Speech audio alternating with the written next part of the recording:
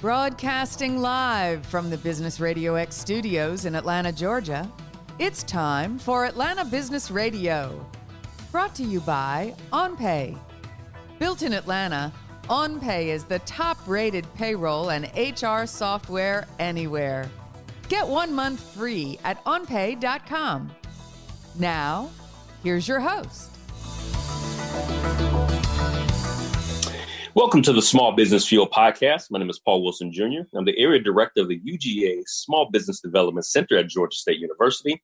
The purpose of this show is to provide relevant resources and essential information to small businesses in Georgia that helps position you as a small business owner to take advantage of business opportunities.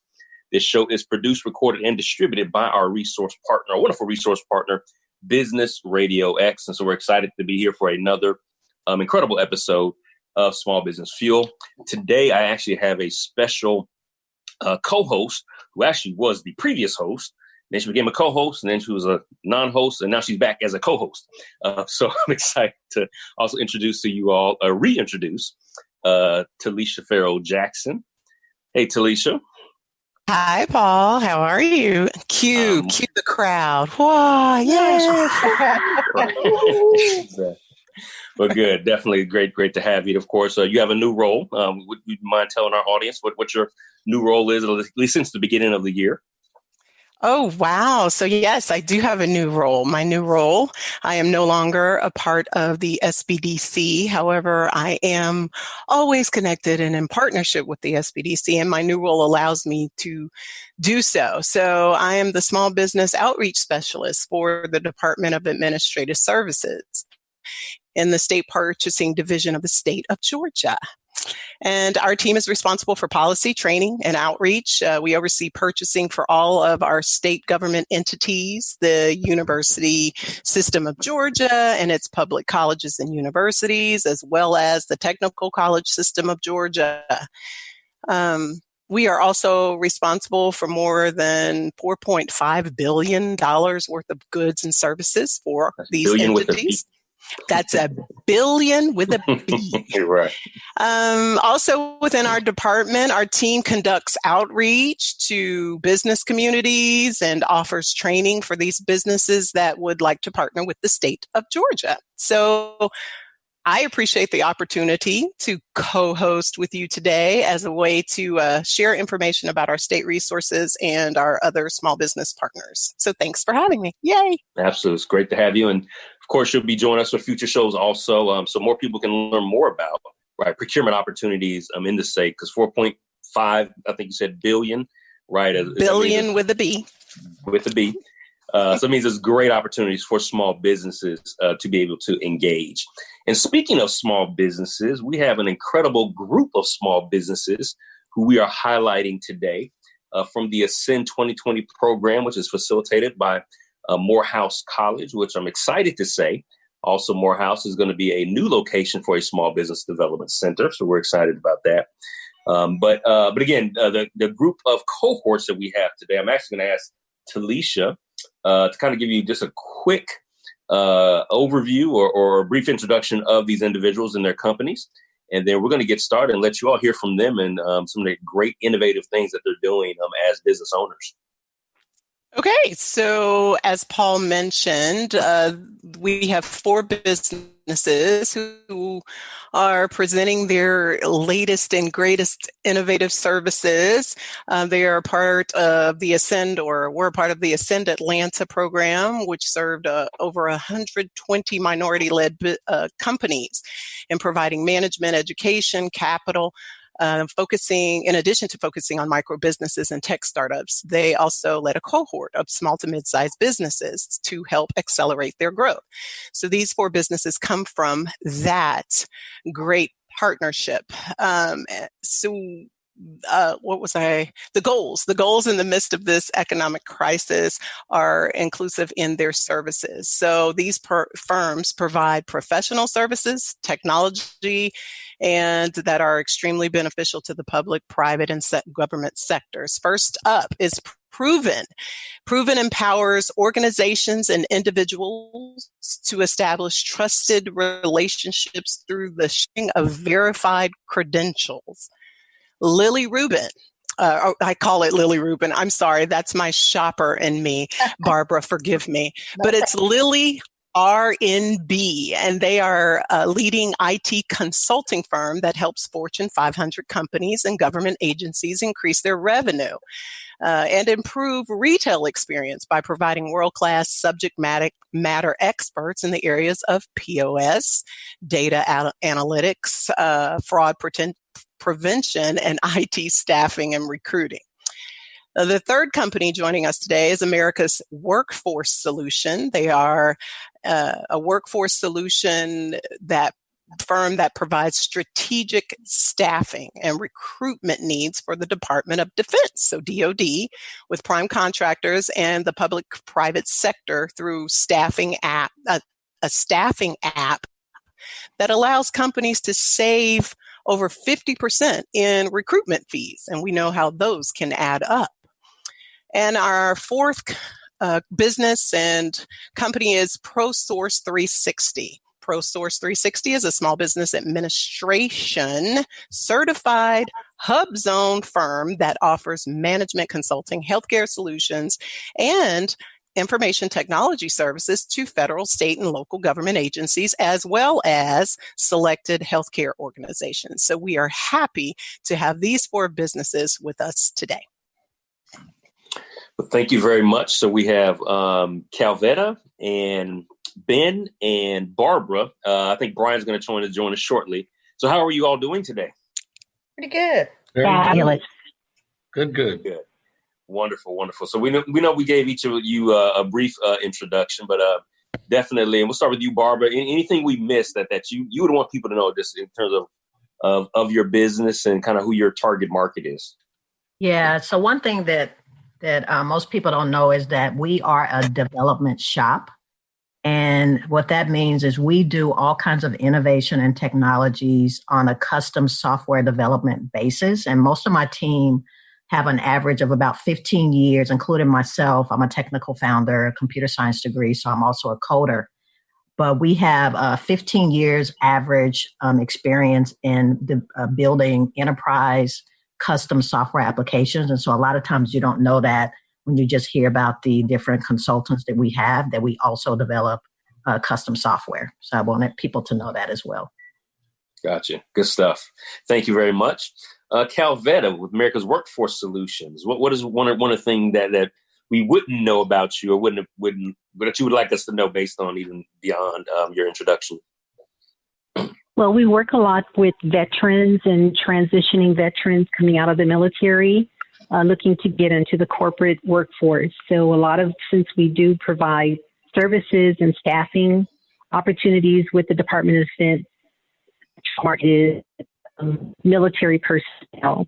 So we work a lot with veteran organizations, military organizations, and also, as mentioned, with our referral staffing tool, which actually provides recruiting through referrals. It's a great opportunity in referring other military and veteran personnel. And we also have a free resource page on there in regards to online free tutorials in careers. Gotcha. Okay. Well, thank you very much. Definitely appreciate that. And of course, we're going to get a lot more into these topics as we go along. So one of the key things that we want to talk about is innovation. And all four of you are definitely very innovative companies.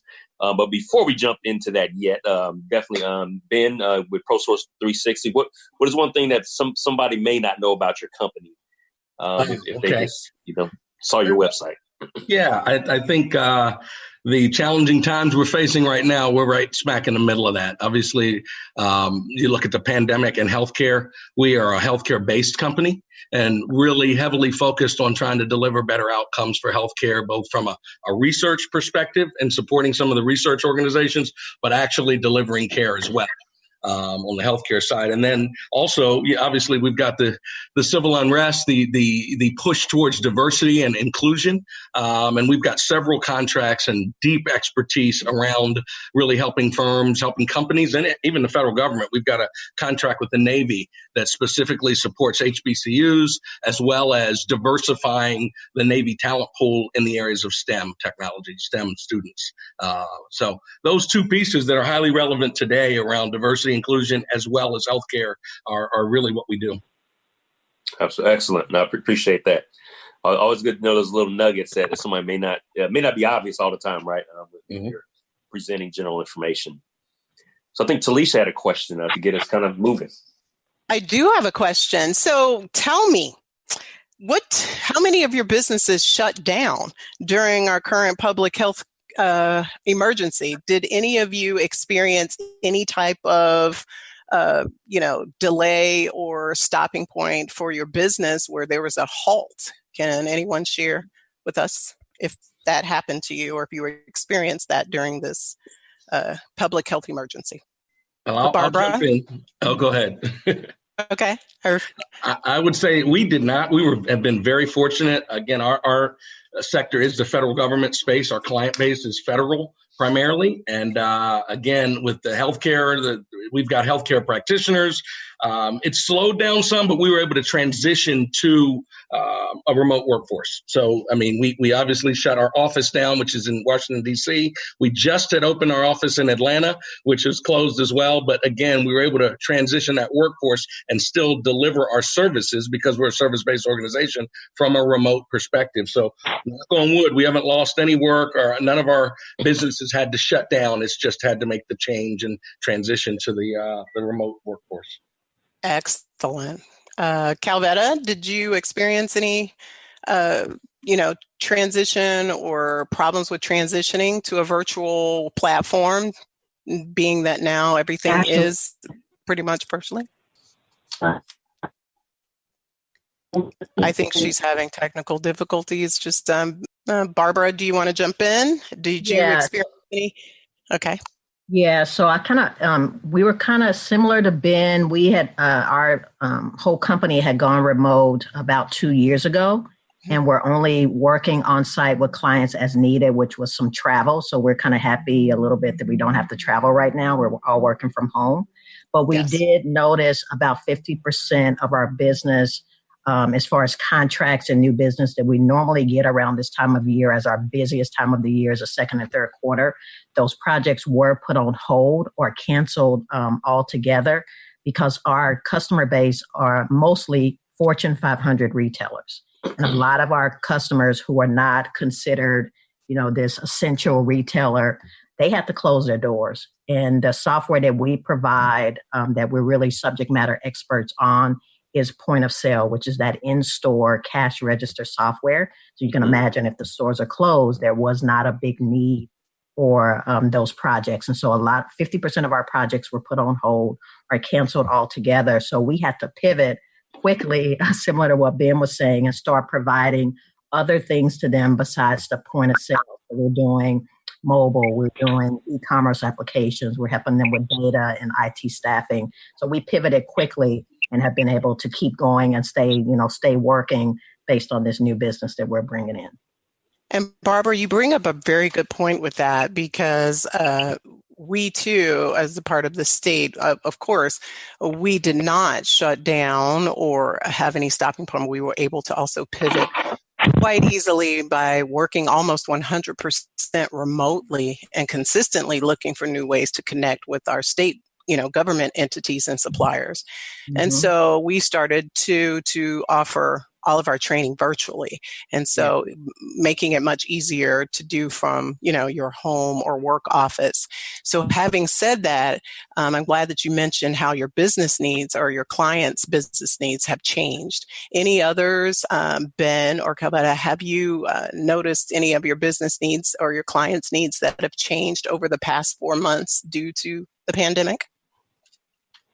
Yeah, it just really piggybacks on what you said. One of our largest clients, our biggest clients, is the Veteran Affairs, the Department of the VA, and they are in the process of and this one's with a B as well, of implementing a $16 billion IT modernization effort for their electronic healthcare for all the veteran facilities across the country. Again, they're spending billions of dollars on this, but needless to say, when the pandemic hit and the COVID-19 patients now became front and center, they weren't as interested in getting this electronic health record. I mean, that's a huge effort. And we're one of the companies that provides the training for the practitioners. So the doctors, the nurses, when somebody shows up at a VA hospital, getting them in the system, all their medication, all that sitting in an electronic health record, they're trying to move that to a brand new software platform. And we're providing the training. A lot of that has changed now. One, it's some of the rollout is delayed because, again, they had to pivot now and look at how can we set up these VA hospitals to help with COVID patients and really focus on their ICUs and not necessarily systems change. But really, the other thing is now the training is becoming more virtual. So we're having our trainers having to now do, just like you said, the virtual platform for delivering training that used to be literally shoulder to shoulder, elbow to elbow with the doctor, with the nurse, showing them how to use the new software. We're now having to completely redo that in a virtual environment now. So that's one of the big ones that has a big change over the last 4 months. Absolutely. And, one of the things we're talking about kind of in this whole show, right, is innovation. And really, innovation now is a necessity versus a luxury, right? So, and before I actually go forward, our other guest actually finally made it to the show. Bryan, are you there? Yeah. Can you say hello to our audience? Hello, everyone. Sorry about being a little late here. Had a little difficulties. No problem. Well, we already gave your company introduction, but what is maybe one fact that you might want to share with us about your company that somebody may not know in terms of the type of work that you do? Yeah, so I guess one fact I could share essentially is that the idea behind our company, as probably stated, is we empower relationships, and those are trusted relationships. And we do that through essentially verifying credentials. That's criminal history, that's education, that's work history, that's licensure, certification. And we create that bond and relationship between individuals and businesses alike. Got you. Excellent. So again, we've just been kind of talking about what the impact has been going on over the last couple of months, in terms of clients and customers. And I kind of let you jump in on this question, and of course, we'll let everybody else answer too. But why would you say innovation is so critical for businesses right now? What are your thoughts on that? I know your technology company, you've already been using innovation, right, to create your platform, but why would you say, innovation is so critical for businesses right now? Yeah, I'd say innovation is so critical at this point in juncture in that if you don't innovate, you'll get left behind. The way the world works in today, especially in technology 1 year is what you say can be obsolete the next year. The idea behind AI, the idea behind machine learning, things of that nature, or just innovating in some new way that no one has done it before. You have to do that, or you're liable to get left behind. And we see that a lot in this industry. You have to be able to quickly innovate. Absolutely. Anyone else from our panel in terms of your thoughts on innovation?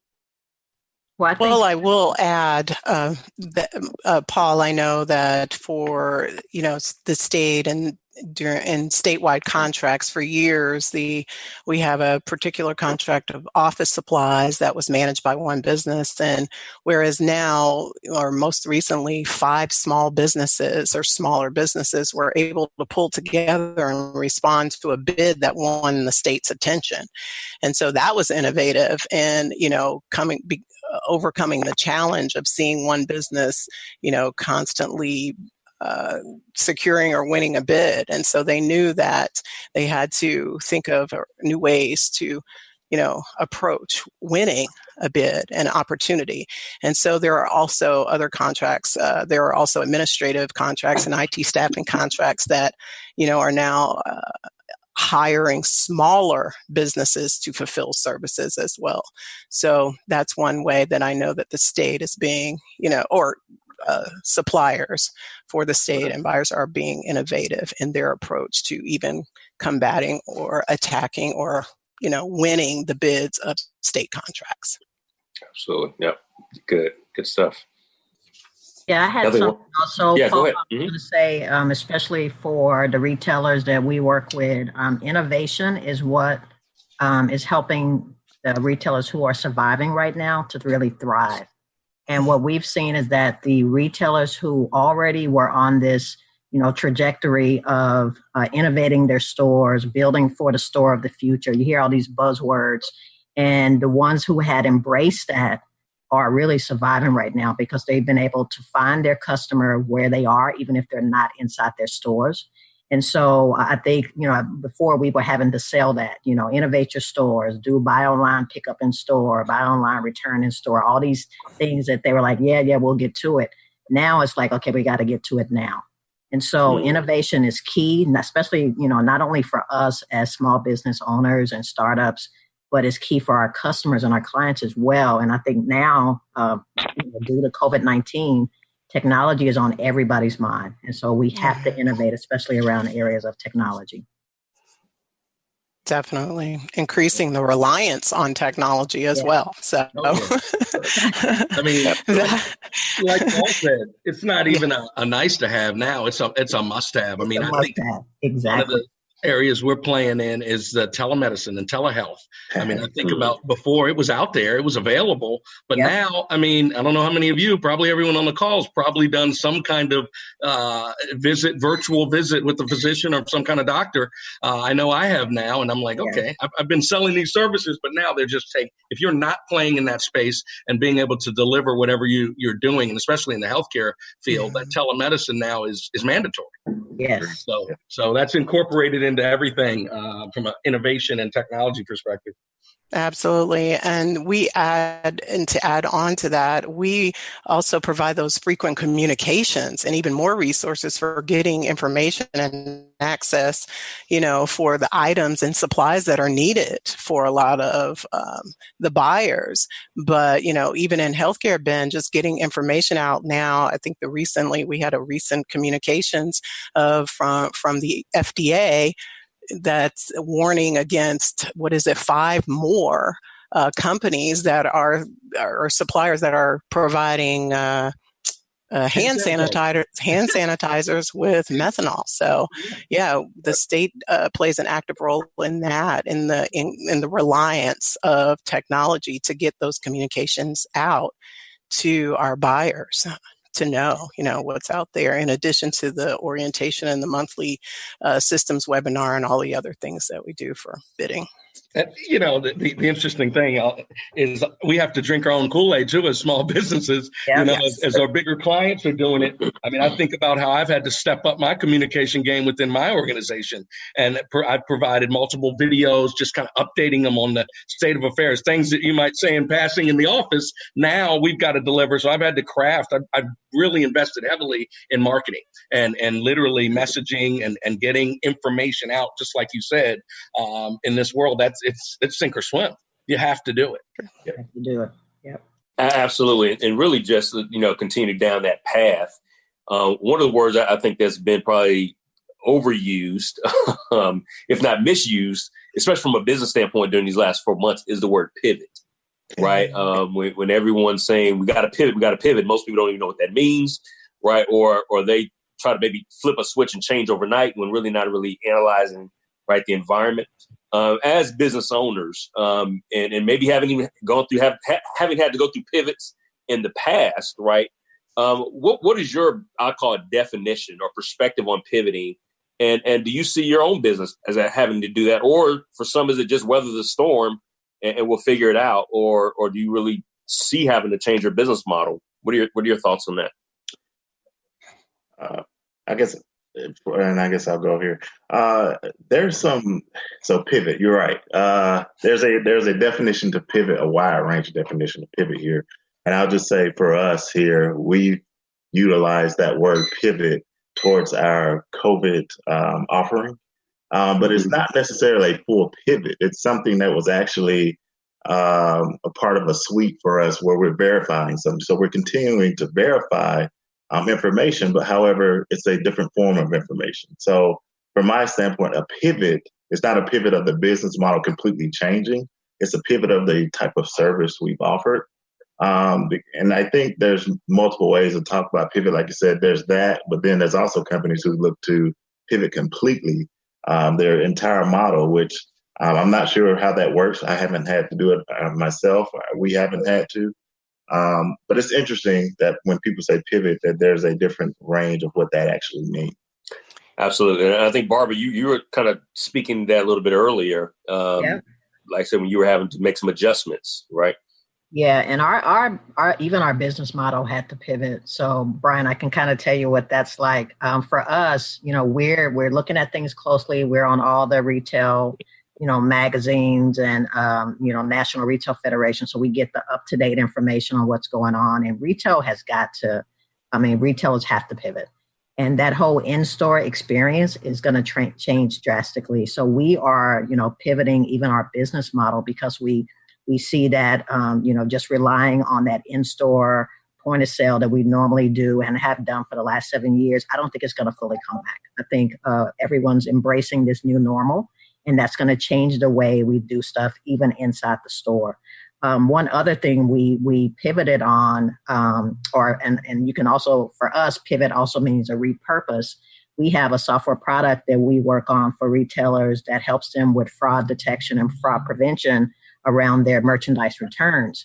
And what we noticed is that architecture that we were building around this fraud detection and fraud-enabled application is also a good architecture for COVID-19. And as far as storing cleaning data for businesses, for communities, for agencies that are trying to reopen, that's another good place that we can use the same technologies that we had in place to help retailers fight fraud with returns. They can use those same technologies to visualize how are their cities reopening, what's being cleaned, and actually have a dashboard for that. And recently we were talking with, I think it was IBM a few weeks ago, using that same platform and that same architecture for enemy detection and working with the Department of Defense. We've had some talks there as well. So the exciting part for me is innovation. It just breeds so many ideas out of us, and always thinking of how to pivot or how to innovate has breathed a lot of life into my team. And so even if that POS business goes away, we're real excited about some of the new stuff that we're getting into and just repurposing what we already know how to do into other areas. So it's exciting times for us in my company. Sounds like it. I do want to ask, I know that the state of Georgia has made a conscious effort to provide resources to small businesses, especially during this time, and by launching a dedicated space on our website that includes important information and resources about our small business community. We've included upcoming outreach and training events for new suppliers that we are conducting with some of our small business partners, for instance, with, of course, the UGA SBDC, with the Georgia Tech Procurement Assistance Center, with the Department of Transportation Disadvantaged Business Enterprise Program, the DBE program, and GDOT and MBE programs. I'm asking what resources, of all the services that you all provide, what resources have you found, or new resources have you found that are available to you and have been beneficial to you during this time as a small business? Okay, well, I will say SBA has been very helpful. That is something we try to utilize in gathering information and really just making sure we're in a real good position when talking about approaching customers or state procurement like that. So yeah, I think SBA is something we've used and utilized very well. Other resources, I think more so on the federal side, but I think there are other resources out there. There are tons of them that we just have to sit down and keep going through, but SBA for the most part has been helpful for us. Yeah, Bryan, I would have to echo that. I spent 2 hours on the phone with them this morning as well, with the Small Business Administration. I think they're helping me from a perspective of partnerships right now. I know we'll probably have some discussion around that if we have time, but I know Barbara and I have been talking about some kind of mentor-protege relationships. We've been involved in a lot of that, and now the SBA is helping to kind of fast track and facilitate some of those relationships with other companies. As things are changing, like we've been talking about on the call.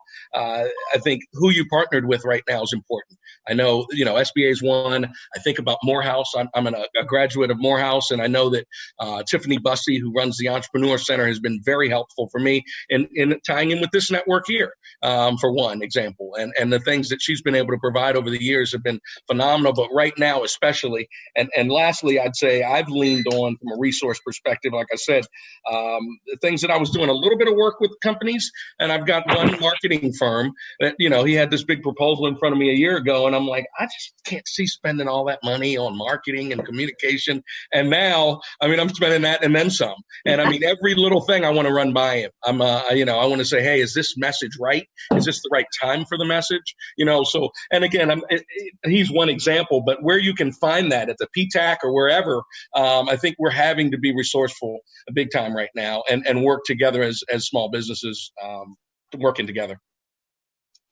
Yeah, I don't want to leave out what you said, Ben. The Entrepreneur Center at Morehouse, they definitely have been a big help for us as well. We actually, some of our blockchain things, features we are like to implement, we're assisting and have a partnership with Morehouse. So, there's some things there that are definitely been helpful from the entrepreneur's standpoint. Great. Yep, and for us, definitely Morehouse on the Entrepreneur Center, SN 2020, SBDC. Paul, I know I haven't talked to you a lot, but I've been talking to Bart. Seems like all the time.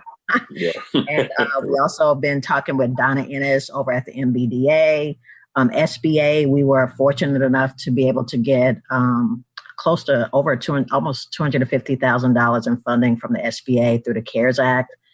So, for us, it's been business changing over the last few months. The access to resources, the access to potential prospects, the access to funding has kept us, going in business and being able to do these pivots. So it's been tremendous, Talisha, what we've seen in the last 4 months through these different programs.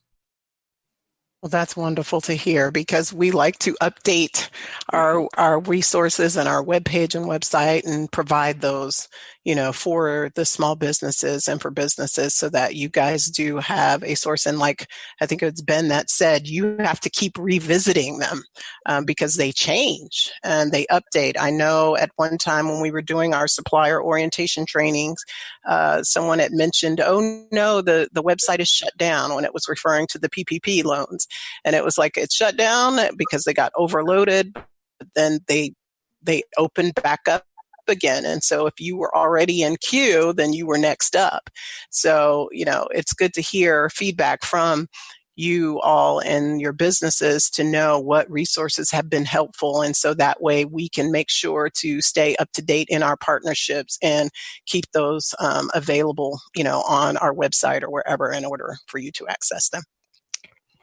Great.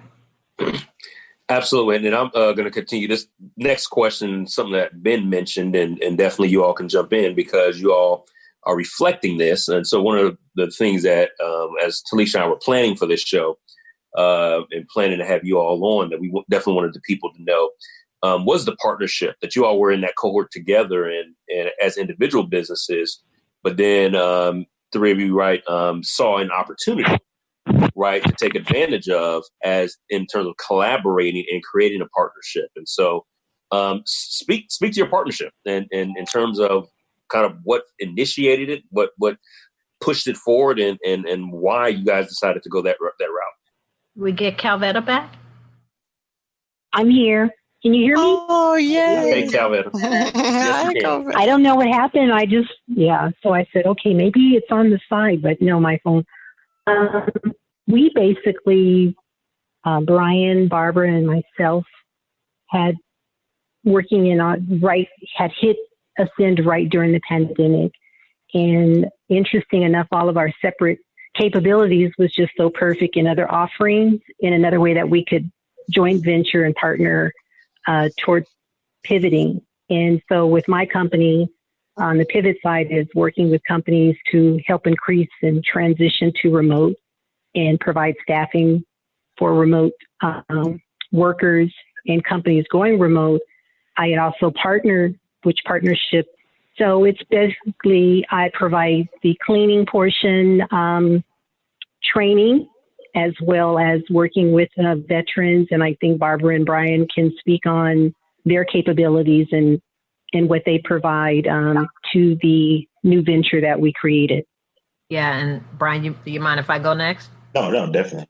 Okay, yeah, and so as Calvetta was saying, we created a joint venture between our three companies called Rtw Solutions Group, and it's a Return to Work Solutions Group. And I remember during one of the cohort meetings, Tanya Sams asked us, what can you guys think of something? We have a lot of attention from the city of Atlanta, and they're looking for solutions for this COVID-19 and how do they reopen. And I think it was at the time that, the governor was on, CNN and all the different stations about reopening Georgia as the first state to come back on, after COVID-19. And so she challenged us. And so after that call, I remember the three of us kind of met, and this was late, like probably 9:00 at night. We all met and we were like, what can we do based on our different capabilities? And Calvetta said, well, I have a cleaning company that does COVID-19 cleaning. And Bryan and was saying that we could also do screening so that employers don't have to worry about the HIPAA, issues. And, of course, I was thinking technology. How can we add some technology into it?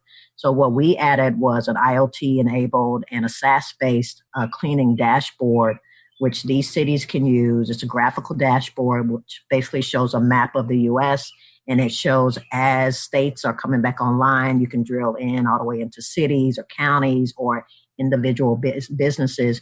You can see what businesses are clean, COVID-19 certified cleaning, and are ready to reopen. And so we wanted a way to just visually allow people to say, yes, we're reopening, and here's the data behind it, so that there's no question and there's some accountability. So that was the part that we added to this Return to Work Solutions joint venture that we all created.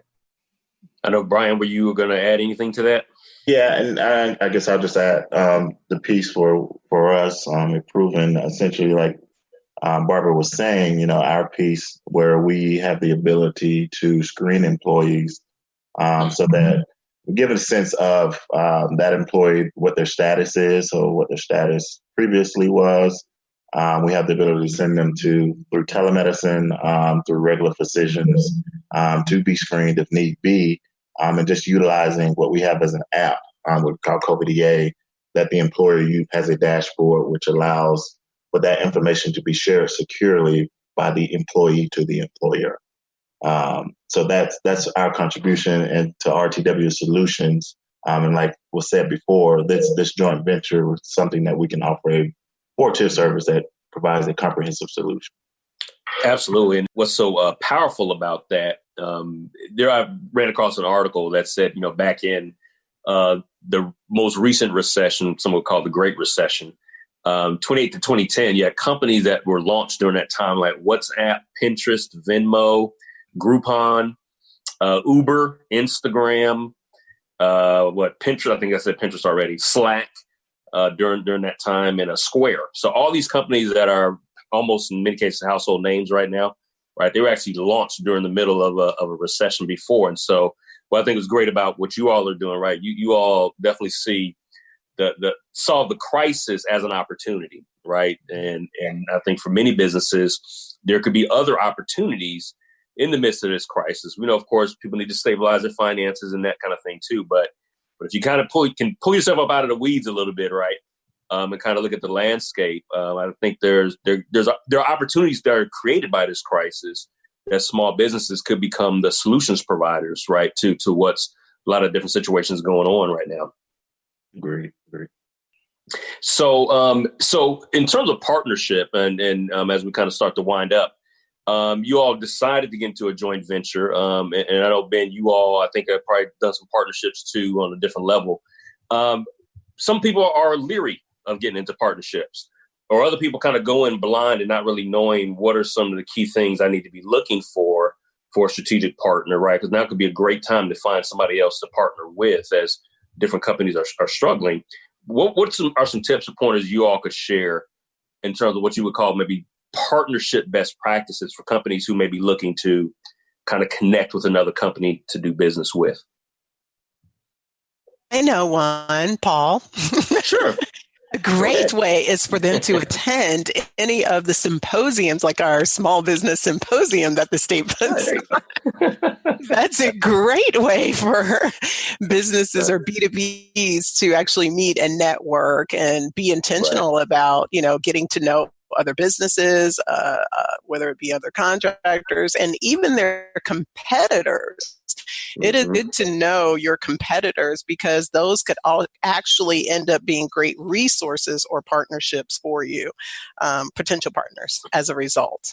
And like I said, when businesses come together or there are contracts and they can come together and, be able to partner and pull off something larger, it really is a benefit to everyone, to the buyers, to the suppliers themselves, as well as to the numbers and the success stories for the state. So attend our small business symposium. That's a great way to supplier orientation trainings. Great ways. Shameless plug. Shameless plug. Shameless.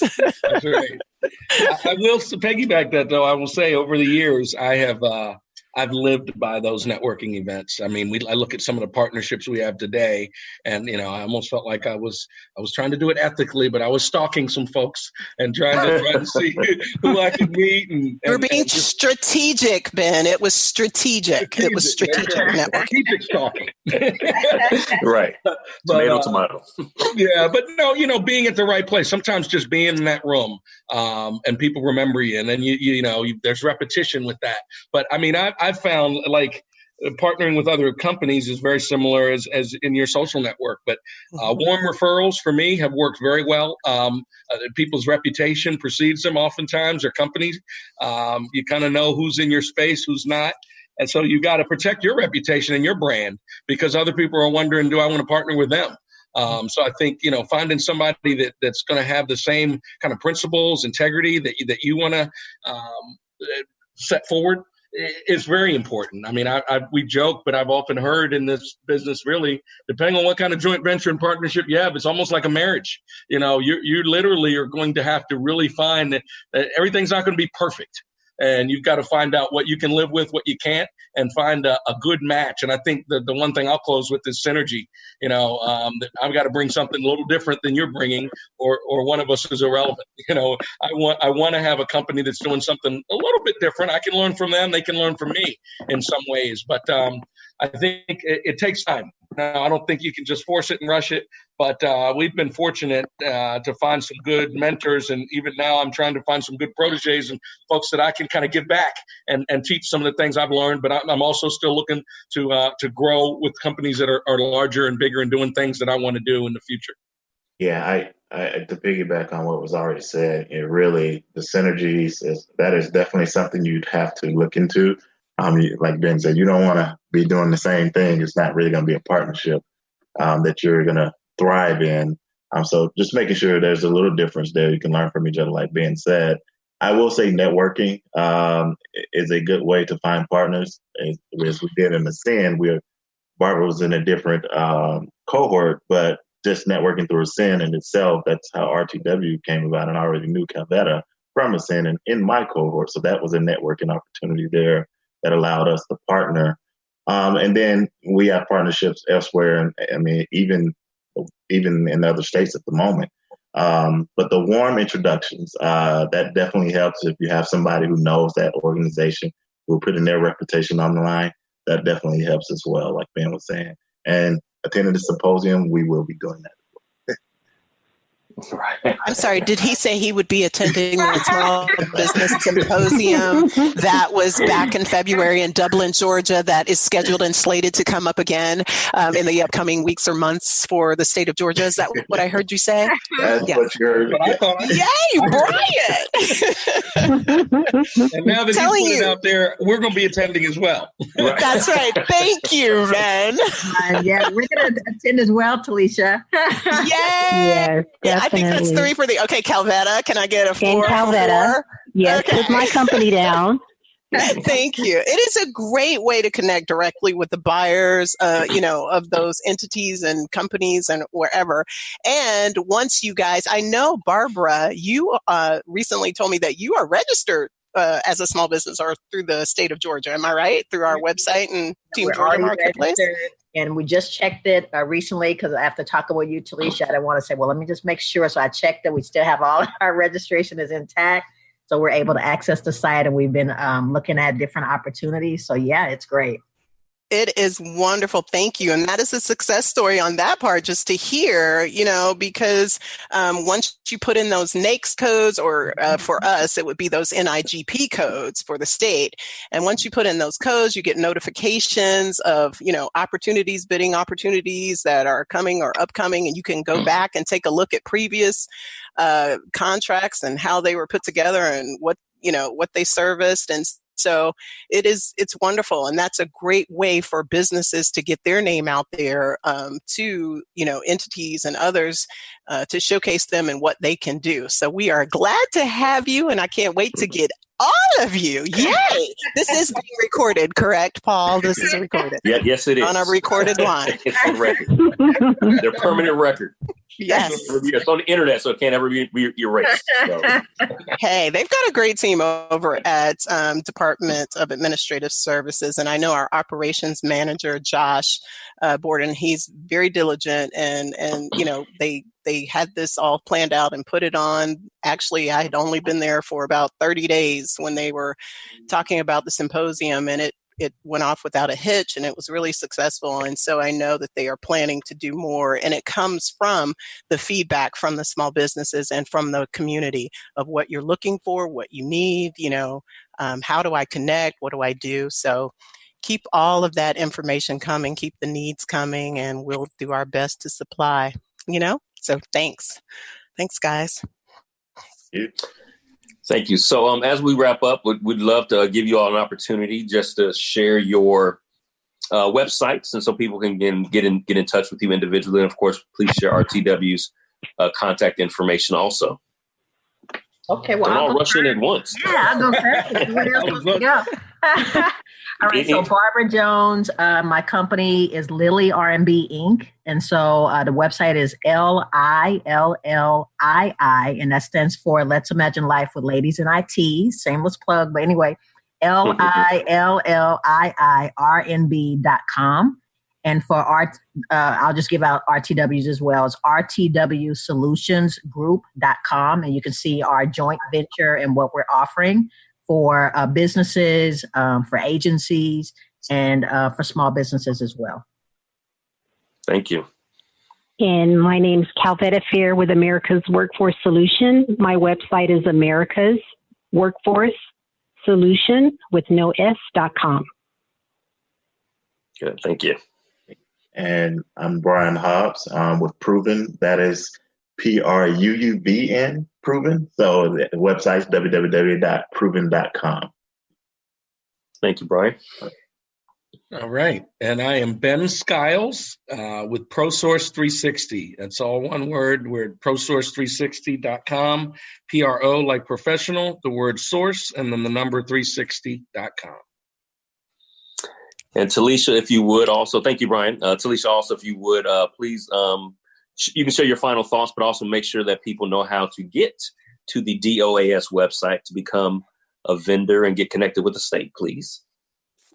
Oh, absolutely. Do we have time? Shall I take you through the short version. Virtual training? Okay. Okay.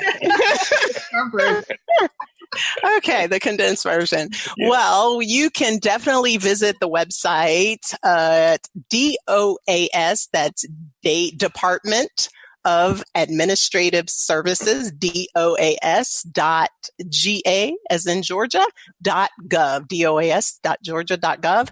And on there, you will find a small business webpage, a link for that under our areas of focus and resources.